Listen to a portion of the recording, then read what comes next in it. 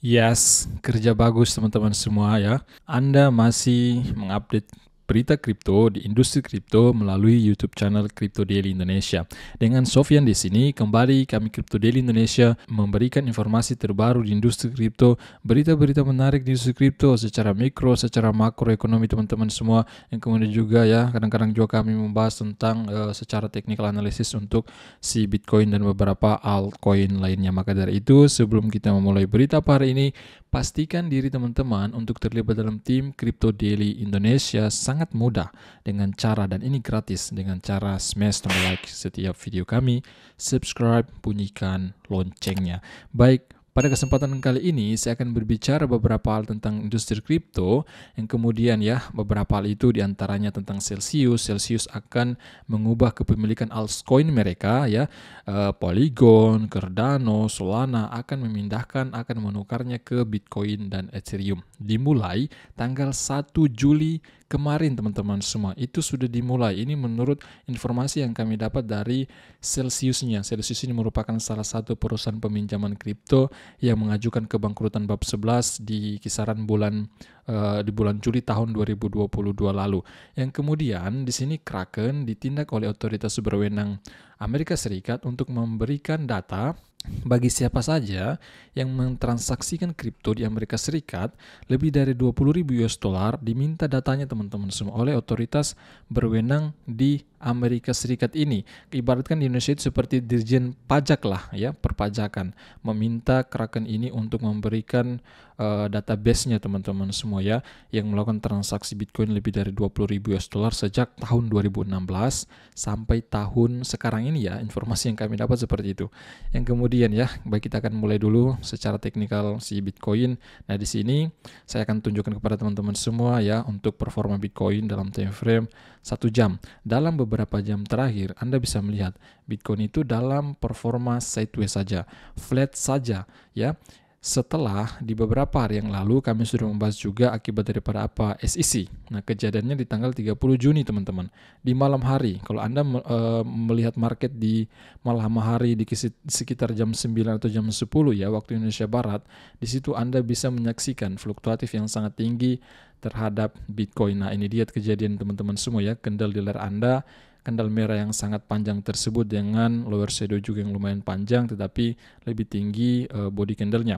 Nah, di sini teman-teman lihat bahwa pada saat itu ya, di sini kita mengingat kembali, saya beritahu kembali kepada teman-teman bahwa di situ SEC menyampaikan kepada Nasdaq, kepada CBOE bahwa saat ini ya perusahaan-perusahaan manajemen aset yang mengajukan ETF Bitcoin Spot tidak memadai dan komprehensif sehingga memicu market kembali tiba-tiba langsung down. Tiba-tiba berita FAD ini menyebar di mana-mana sehingga mengakibatkan Bitcoin secara tiba-tiba, secara cepat mengalami penurunan yang sangat dahsyat teman-teman semua, tetapi mampu pulih kembali teman-teman semua ya, mampu mengalami kenaikan akibat daripada apa? Ternyata SEC itu belum secara resmi mengatakan bahwa ETF Bitcoin Spot itu ditolak. Sebagian orang mungkin mengira ya, ini sudah ditolak, tetapi ini belum ditolak.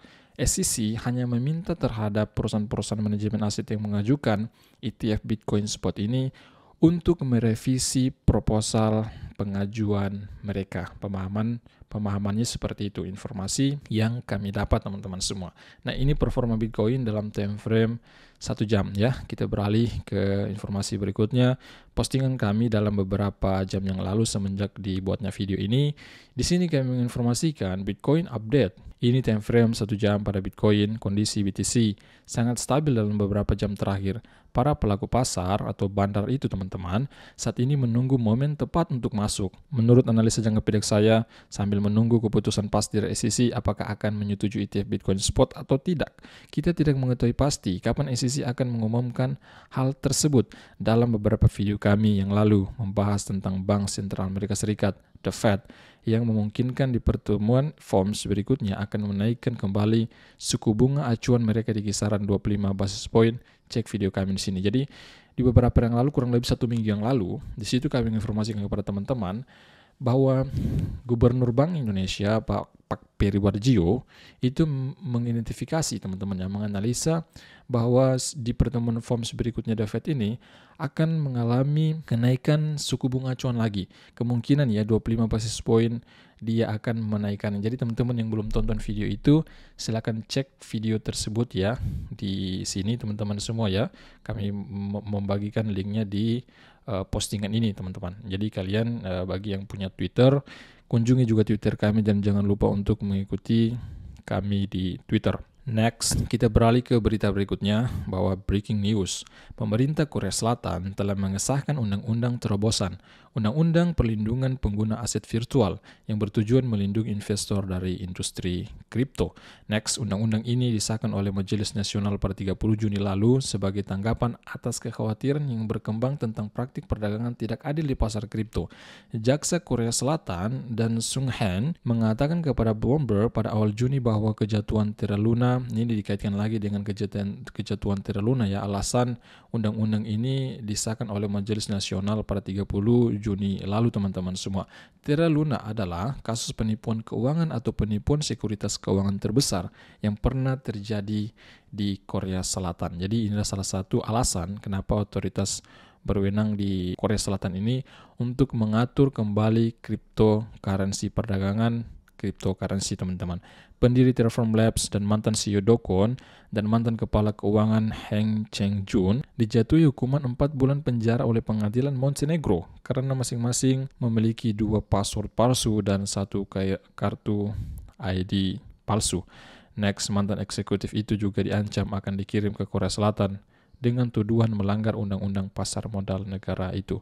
Nah, ini yang terjadi terhadap mantan CEO Do Kwon dan mantan kepala keuangan Terraform Labs yaitu Heng Cheng-jun ya. Mereka dihukum 4 bulan di penjara Montenegro. Akibat apa? Akibat dari pemalsuan 2 password dan 1 kartu ID palsu, ibaratkan seperti KTP lah teman-teman semua, pemalsuan kartu ID tersebut. Nah, seperti apa saya katakan tadi ya, di sisi lain berita lain ya datang dari Celsius, perusahaan yang mengajukan kebangkrutan di tahun lalu, bahwa Celsius dapat menukar altcoin dengan Bitcoin dan Ethereum mulai 1 Juli kemarin teman-teman semua. Pengadilan New York mengatakan debitur Celsius dapat mulai mencairkan altcoin untuk Bitcoin dan Ethereum mulai 1 Juli. Maksudnya memindahkan semua altcoinnya memindahkan menjadi Bitcoin dan juga Ethereum. Hakim kebangkrutan, yaitu Martin Glenn, menyetujui langkah tersebut dalam pengajuan 30 Juni lalu. Rencana untuk memulai konversi altcoins ke Bitcoin dan Ethereum dimulai awal bulan ini tetapi membutuhkan persetujuan pengadilan. Next, Celsius mengajukan perlindungan kebangkrutan BAM 11. Ini kita mengingat kembali ya kejadian yang terjadi pada Celsius di tahun lalu, mengajukan kebangkrutan mereka bab 11 ya pada 13 Juli tahun 2022, mengungkapkan bahwa ia memiliki kewajiban hingga 10 miliar US dollar. Jadi dia memiliki utang terhadap debitur ya, kreditur maksud saya teman-teman semua, sekitar 10 miliar US dollar. Maka kemudian perusahaan menghentikan penarikan sehari sebelum kebangkrutannya dan telah bekerja dengan regulator untuk mengembalikan dana kembali ke debitur. Intinya saat ini Celsius bekerja dengan regulator yang berwenang di Amerika Serikat untuk mengembalikan semua dana kreditur tersebut atau dana pengguna tersebut. Nah, seperti apa juga yang saya katakan tadi.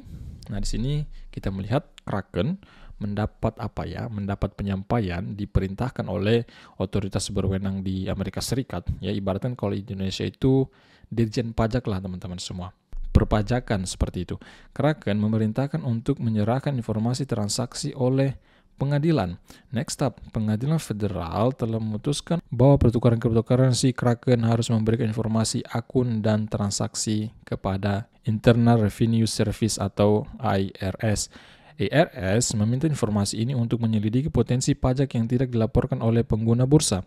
Petisi pengadilan diajukan oleh IRS atau IRS pada bulan Februari setelah Kraken menyelesaikan tuntutan dengan Komisi Sekuritas dan Bursa Amerika Serikat terkait layanan taruhannya atau stakingnya yang melanggar undang-undang sekuritas. Jadi perlu teman-teman catat, mungkin di antara Anda belum mengetahui, di beberapa bulan yang lalu kami juga menginformasikan dalam video kami bahwa Kraken itu dituntut teman-teman semua ya terhadap dituntut oleh SEC dengan denda sekitar 30 juta US dollar ya, dan Kraken membayarnya. Dan Kraken membayar akibat apa? Akibat Kraken ini mengeluarkan namanya produk staking atau taruhan dengan produk tersebut tidak dapat izin dari Securities and Exchange Commission Amerika Serikat, sehingga ini mengakibatkan Kraken ini dikenai denda 30 juta US dollar, teman-teman. IRS mengklaim bahwa mereka sebelumnya telah mengeluarkan panggilan ke Kraken dan gagal dipatuhi oleh bursa informasi yang diminta mencakup detail pengguna seperti nama. Nah, ini ya yang diminta oleh IRS ini. Ibaratkan IRS ini atau Internal Revenue Service ini ibaratkan seperti Dirjen Pajak, perpajakan kalau di Indonesia. Tanggal lahir, kemudian NPWP, alamat nomor telepon, alamat email, dan dokumen terkait lainnya. Next, kemudian Kraken berkewajiban untuk memberikan informasi ini kepada pengguna yang melakukan transaksi melebihi 20.000 US dollar dalam 1 tahun kalender antara tahun 2016 sampai tahun 2020. Ini tugas besar yang didapatkan oleh Kraken, teman-teman semua ya. Yang bersumber yang diminta ya, yang meminta ini adalah Internal Revenue Service. Ibaratkan itu kalau di Indonesia perpajakan dimintai bagi siapa saja yang bertransaksi lebih dari 20.000 US dollar sejak tahun 2016 sampai 2020 itu dimintai datanya, teman-teman semua. Dimintai datanya. Kenapa dilakukan seperti ini? Karena jangan sampai Kraken ini melanggar aturan ya, yang sampai dia tidak memenuhi pajak yang sesuai dengan yang ditetapkan di negara Amerika Serikat.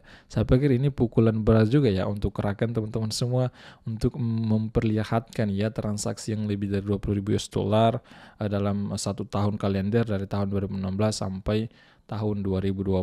Nah, seperti itu berita harian hari ini. Semoga ya informasi hari ini menambah wawasan teman-teman di industri kripto, apa yang terjadi di ruang cryptocurrency. Saya pikir cukup dengan Sofyan di sini. Sampai jumpa video besar berikutnya. See you. Bye bye.